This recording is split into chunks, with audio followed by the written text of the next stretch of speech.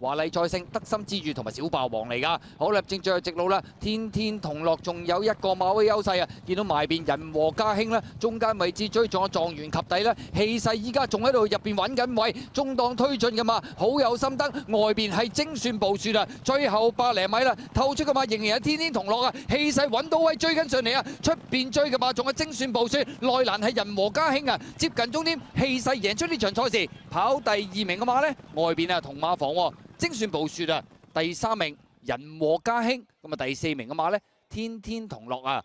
結果今場賽事蔡約翰馬房啦，咁啊呢隻氣勢都終於重開勝利之門啦。